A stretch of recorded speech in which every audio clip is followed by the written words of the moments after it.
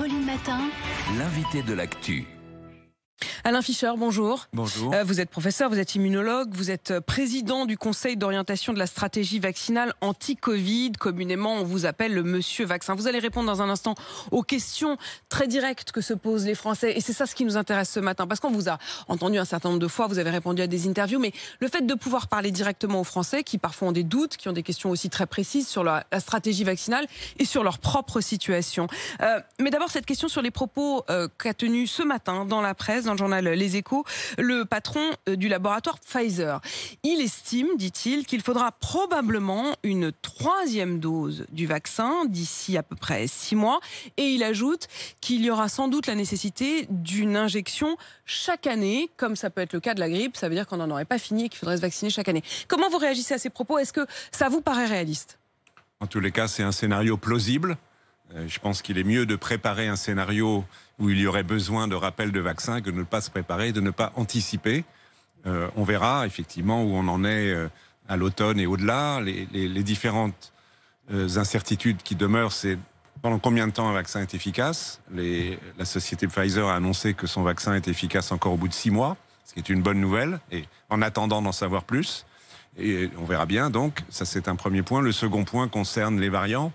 L'éventuelle évolution des variants qui forcerait à modifier un peu les vaccins. Et ça, les Pfizer, Moderna et les autres industriels y travaillent.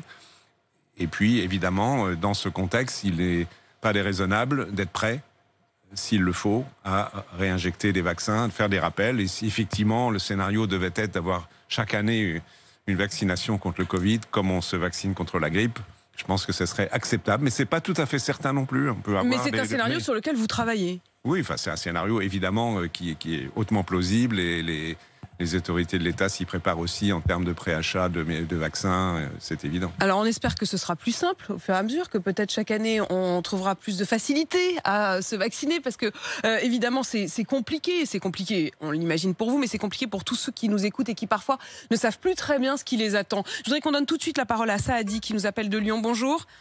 Oui, bonjour Apolline. Bonjour, vous vouliez interpeller directement Alain Fischer parce que vous avez reçu votre première dose d'AstraZeneca et vous vous demandez ce qu'est la suite.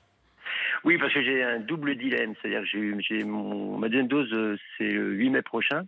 Oui. J'ai plus de 55 ans. Plus. Alors je me posais déjà la question de pourquoi pas passer au vaccin Pfizer, mais c'est autorisé pour les personnes de moins de 55 ans. Mais je suis professionnel de santé, enfin je travaille dans le médico-social, donc j'ai été salarié prioritaire pour me faire vacciner. Donc voilà, je m'interroge sur est-ce qu'on peut me permettre d'avoir le Pfizer parce que Vous aimeriez bien, on l'entend quand même dans votre voix, ça a dit, vous vous dites, si je pouvais avoir le Pfizer pour la deuxième dose, tant qu'à faire. Oui, disons qu'au départ j'étais plutôt sur le vaccin conventionnel, c'était plus rassurant pour moi. Et puis avec tout ce qui se dit, l'ARN finalement c'est la technologie de demain, donc je me suis dit pourquoi pas... Ça fait sourire Alain Fischer parce que c'est vrai. Merci beaucoup Saadi. C'est vrai au fond que ce qu'exprime Saadi, c'est que c'est en fait un peu l'inverse de ce qu'on avait imaginé. C'est-à-dire qu'au départ c'était plutôt l'ARN messager qui faisait peur et aujourd'hui c'est plutôt l'AstraZeneca. Alors qu'est-ce que vous pouvez répondre à Saadi? Alors il faut réexpliquer cette histoire des 55 ans.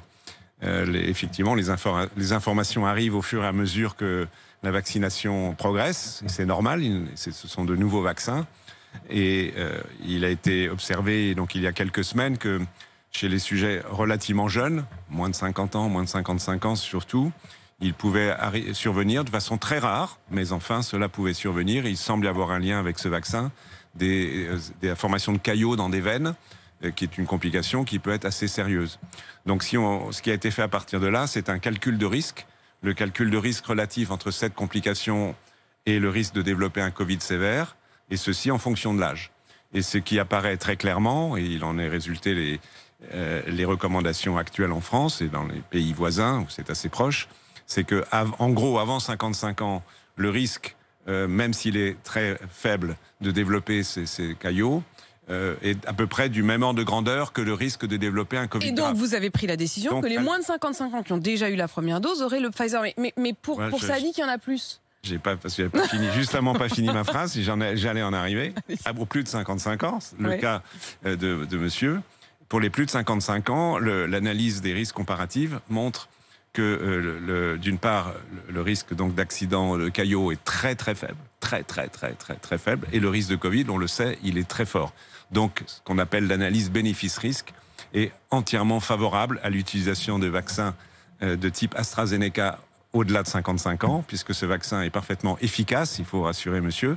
Aussi efficace, ça a été largement montré par la vaccination qui a été faite à grande échelle en Grande-Bretagne avec ce vaccin, aussi efficace que les vaccins ARN. Donc ça explique pourquoi la recommandation pour monsieur est qu'il reçoive une seconde dose d'un vaccin à adénovirus, donc spécifiquement AstraZeneca. Une autre question aussi quand même sur les doses, avant de donner la parole à Pauline, c'est ces propos de l'Académie de médecine qui disent tout d'un coup qu'on pourrait attendre 6 mois entre les différentes doses, notamment entre les 2 doses de Pfizer et de Moderna pour les moins de 55 ans. 6 mois, franchement, c'est raisonnable ?